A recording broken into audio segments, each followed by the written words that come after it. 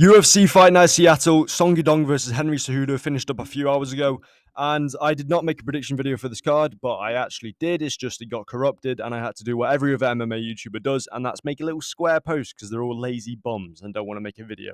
So, nice one, guys. Anyway, I'm going to go through the entire card, go through my predictions, and pretty much just recap every fight. So we'll start off with the early prelim opener of Bukowski versus. I'm not even going to bother trying to say this other guy's name. I knew these names were coming in. I practiced the names. I promise you I practiced the names, and now I forgot all the names because apparently I didn't practice hard enough. We're going to call him Raphael for the point of this because otherwise I'm going to butcher his name. So Bukowski starts off, he's fighting like Tom Aspinall. You can tell this guy trains in the Tom Aspinall camp. He is from Lithuania, but he's the most British sounding man I've ever seen in my entire life. But pretty much comes in like Tom Aspinall, hits him with good calf kicks, hits him with some, fast movement, and throwing that overhand right, the trademark Aspinall move. Except Aspinall actually KOs people with it. But he rocks Raphael reasonably early. And then Raphael does what he always does when he gets hurt, and that is cover up against the cage and not do anything at all and just take the punishment until he gets knocked out cold. He did this against Aslan in his debut, and he just took all the punches and got knocked out without throwing anything back. And he did that again here pretty much, where he basically just took everything, didn't throw anything back, didn't move off the center line, didn't even try and clinch or maybe level change. I mean, he was getting teed up against the fence, but like anything would have worked. I mean, but good win for Bukowski. Yeah, moving on to the next fight in the card. We have Ruzi Brov. Oh, fuck, man, I can't say his name. Yep, I promise you I did practice these names, by the way. I can say Mechanico, though. Yeah. Nice one. Father of five, by the way. Needed this win, but I mean, he's not good enough, if we're being honest. But we're gonna call the other guy, oh, fuck, I'll just look up how to say his fucking name. Give me a second. Ruzi Boyev is what I'm being told from Google Translate, so we're gonna roll with that. Ruzi Boyev, he's quality fighter, to be fair. 6'5" with a 75-inch reach is a little bit questionable. He's got that Max Holloway build. I forgot my point because my setup is literally falling apart as I speak. But I think I was talking about Ruzi Boyev or something. Anyway, his right hand in this fight was money. He kept getting off. McConaughey just looked scared of, not necessarily the power, but he was wincing at every single exchange they had. He wasn't throwing. He wasn't really getting into the flow of anything. So his corner obviously said going into round 2, you need to throw a little bit more, brother. You're literally throwing the fight away pretty much. So he comes into the second round, starts throwing, starts chucking a little bit, gets rocked straight away, which is why he probably wasn't throwing. He gets rocked straight away, dropped once, got back up, dropped twice, got back up, dropped 3 times. The referee says, okay, you've had your chance. You've had your chance. That's not even a vote. What the? That's just a basic Australian. It doesn't really matter. He had his chance. He blew it. It's unfortunate. Yeah, probably needed that extra 10K, but I mean, not bad. Especially on short notice. So, good win for Ruzi Boyev. I think that's how you say his name. That's what Google Translate told me. I'm probably going to be using that a lot this entire card. But moving on, next fight in the card: Vanderford versus. I can't even say his first name even. Nicolay. We'll call him Nicolay versus Vanderford. I had around 3 KO for Vanderford. It was around 2 KO. It was an insane level of ground and pound. I will say that. Nicolay did decide he, had enough and just decided to give him a shove at the end of the fight after he'd already been beaten up. To be fair, a little bit of a weird stoppage. He was taking a lot of punishment, and it was like a solid, I would say, 20 seconds of the other guy landing punishment on him while he's in a, not the best situation visibly. He may not be taking a lot of damage, even though it definitely looked like he was. But the visual aspect is a big part of the game, especially if you're getting pounded on by a guy above you. He was told to move by the referee, didn't move. Obviously complaining about the stoppage. I didn't really see much wrong with it because, well, like I said, he was in an awful position for the entire fucking time he was getting pounded on. But I mean, Austin did his work, What do you know? American wrestler, wrestling, proving MMA guru wrong, as we're then going to prove him right later on in the card because, well, they're very inconsistent. Let's just say that. Anyway, moving on. Good win for Vanderford. Don't know who he's going to get next. Don't really care. Moving on down the card. Ricky Simone versus Jared Basharat. This, I said decision for Simone, mainly because I thought, well, he's 0-4. He needs a win here. And well, that's pretty much it. And because I've seen so many fraud check-ins this year so far, I just thought might as well add one into the pile.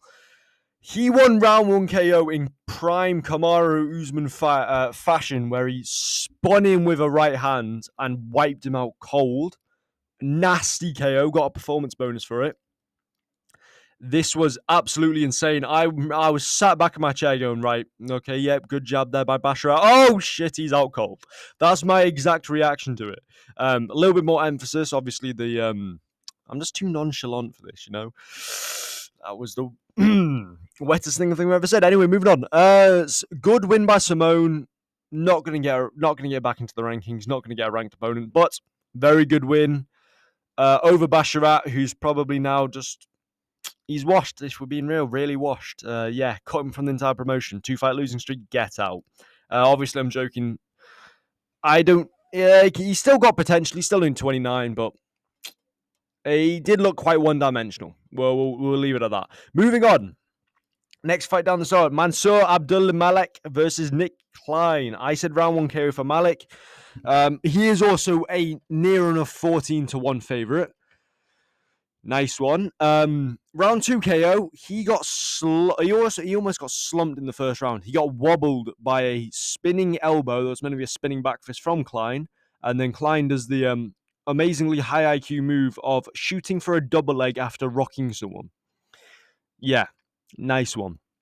But he then pretty much just controls him for the rest of the round. He goes into round 2. He's scared of the power of Malik. Does something, didn't control the fight whatsoever. Yeah. And then Malik basically just reverses position and starts wailing on him with big, massive punches to the point where Klein's just stuck against the fence, takes about 30 significant strikes, and then the referee calls it. Malik did not look unstoppable, though. 14-1 favorite, my arse.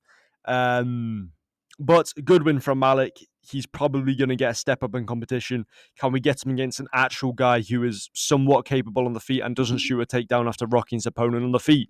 Moving on, down the card, who is next? We have Andre. I've got so much to say about this fight. We've got Philly versus Costa. So we start off the fight pretty normally, right? I picked Philly to win for starters. I picked Philly to win by decision. This was a coin flip on my behalf. I literally just flipped a coin. Heads was Philly, tails was Costa. Philly got the, pick, whatever. Bro, okay. So Costa's looking good on the feet, gets good kicks. Philly then decides, okay, you know what? Perfect double leg, right? Perfect double leg. Head on the outside, a little bit strange. Costa does the most telegraphed guillotine I've ever seen in my entire life. UFC 5, UFC 4 type, shit. I've seen, I stole that from Bedtime MMA, but we won't talk about that. But he literally pulls himself up, reaches around with his arm round the neck of Philly. Okay? Like, he generally, I'm doing the motion in real life. He moves his arm in the most telegraphed fashion, picks up the neck, ensures that it's tight, and then Philly doesn't even fight hands, doesn't do anything. He shoves his head further into the guillotine and gets submitted. That is the low IQ of low IQ moments in the UFC. This absolute moron. First failed, fight in the card. First failed prediction on the card, and it was a coin flip. And I didn't realize this guy would just shove his head into a guillotine. Otherwise, I wouldn't have left it into a coin flip, and I would have bet with Costa to win. But I mean, guess shit happens. So, nice one, Philly. You ruined my card, and then I go on another losing streak where, I bet with Alassane to win. Gets rocked on the feet, taken down, and beautifully submitted. I think it was an arm triangle. I don't quite remember. Let me have a look. Where's my notes? Yep, it was an arm triangle. Aslan goes down, and Cutelaba does shoot a double leg, and I know I did just, no, that's the wrong fucking fight. What am I doing? I know I did just fry Philly for shooting a double leg after rocking. Not Philly. Hang on. Who the fuck did I just fry? Klein. There we go. I know I just fried Klein for shooting a double leg after rocking him on the feet. But I mean, it worked out for Cutelaba. So, would have preferred ground and pound in this position, but submission is fine and submission works. So he's the new dog in the town, or something like that. Dog in the yard. I don't know. Anyway, moving on. We got that one wrong, obviously. Moving on to the one that we actually got right. Minefield versus Julius Walker. Now, this was fight of the night, and unfortunately, I missed it because I went to the store to buy something. But I'll run you through what went through my mind when I saw it. So I missed round 1 and round 2. However, I got back just in time to start round 3, and the first thing I noticed is these two are shattered. That they are gassed. They are like throwing bloody. They are swinging, but they're like landing and they're tapping each other because they've got no pop in their shots. So that's the first thing I noticed as soon as I come back. Second thing, 3 straight fouls. Like, okay, so we get an eye poke. Then there's then the mouthpiece comes out. Then there's a green shot all within the space of like a minute. These guys are dying out there. Then they spend about a minute hugging each other, and then they start swinging towards the end of the fight. Minefield gets the split. I can't even say whether it was a good decision or not because, well, I haven't rewatched the fight, and also at the same time, I missed the first 2 rounds. So, what can you do? But a good win for Minefield's probably going to get a jump up in the rankings. I'm not sure. He might be in my matchmaking video.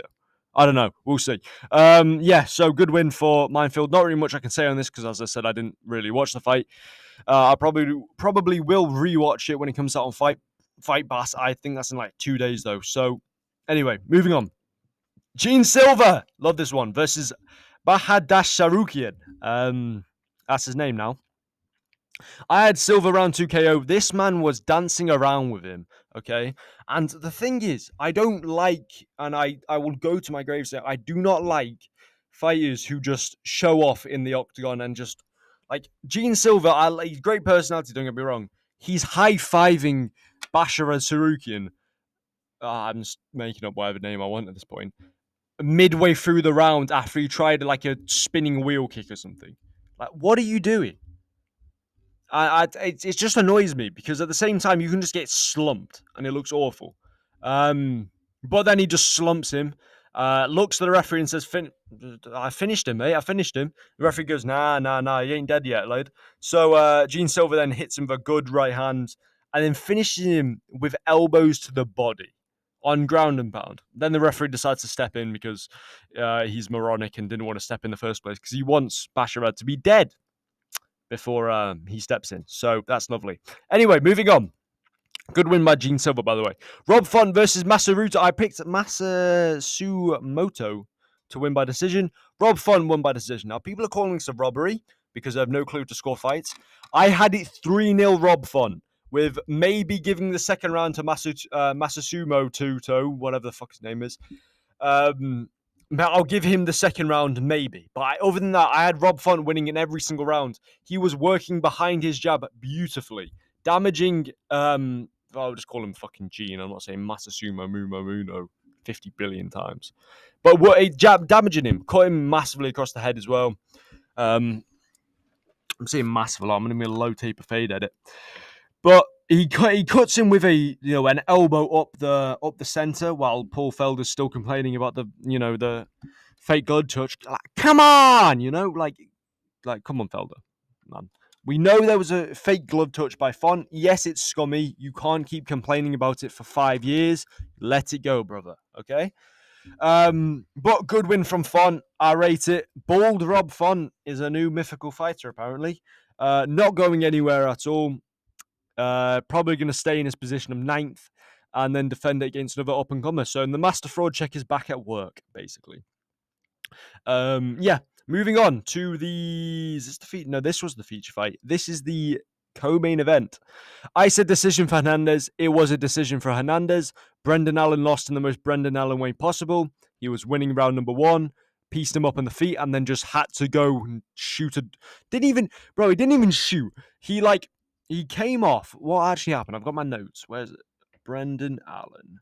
So he head kicks Hernandez and somehow spins round onto his back and tries to take him down, and then ends up on bottom position. Brendan Allen, that's just what he does, and that's pretty much the story of the entire fight.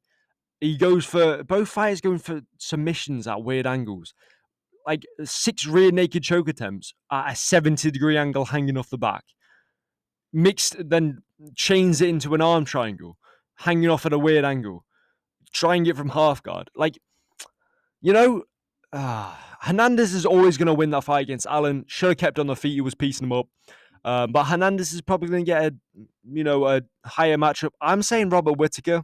A lot of people are saying Jared Cannonier. I want to see him against Whittaker just mainly because Whittaker, I feel like, would outpace him on the feet and Hernandez would have his benefits on the ground. Some people are saying Cannonier is pretty much the same matchup. Who gives a shit? So moving on to the main event. Stopped via an eye poke. So Song Yudong basically won via an eye poke. Technical decision. Now, yeah, so it's a 5-round fight, gone to decision in the 3rd round because of a shitty little rule that we have. Henry Cejudo did not want to be in that cage, okay? He had his leg completely destroyed by Song Yudong. He was exerting a lot of energy. He gets poked in the eye. Bad eye poke, yeah? Don't get me wrong. But then he takes the full 5 minutes. He is talking to people in the crowd, smiling, sat down with his eyes fully open, going, I can't see, bro. I can't see. Song Yudong is just sat there swiping his arms. The referee asked him, are you good to continue? Cejudo, who has an opportunity to take a no contest, says, yes, I'm good to continue. He then gets pieced up by Song Yudong for about a minute and a half that's left in the 3rd round. Should I go for the other round? Should I just talk about the eye poke? We'll just talk about the eye poke. And then we go into the end of the 3rd round. We end the 3rd round. He goes to, Cejudo goes to a corner and goes, I can't see, bro. I can't see. He's blurry. There's 2 of him out there. You don't say that, otherwise the fight's just going to get called off immediately, right? And now because it's in the end of the 3rd round, it's going to be a doctor stoppage, not a no contest. Cejudo, you moron, you should know this. 20 professional fights, by the way. He starts calling for a doctor, starts saying X, Y, Z. And then we go to a technical decision where the referee basically says he starts the 4th round and then stops it immediately so he can go to the judges' scorecards. We get the judges' scorecards, and Cejudo somehow thinks that he's won after being down, in my opinion, 3-0 to Song Yudong. You can maybe make an argument for round 2, I think, for Cejudo, maybe round 1. Not round 3, so I don't know how Derek Laley scored that round. Scored that round to Cejudo after he got beaten up, right? He must have thought there was a point deduction in there for Song Yudong and just applied it anyway. But yeah, great performance there by Cejudo. He's now finished. He is cooked. Good win from Song Yudong, though. Probably going to get the winner or maybe loser of Of maybe Figueiredo Sanhagen. Oh no, I put him up against Umar Nurmagomedov's probably a good fight because they were meant to fight each other anyway, and then the UFC just stuffed it all off and gave him Marab. Anyway, so in terms of how this card does in predictions, this video's starting to drag on a little bit. UFC 308 was our... Why am I talking about UFC 308? This was 3rd ranked in terms of our predictions. Now, obviously, we've only done 7. This was our first fight night full card that we've done. Granted, there was only 11 fights because 20 people pulled out in the the build up to this fight. We ended with a 64% prediction rate at total, with the card prediction rate of 75%. That probably makes no sense. But if you did enjoy, let me know what you thought of this video, I guess. See you in the next one. Goodbye.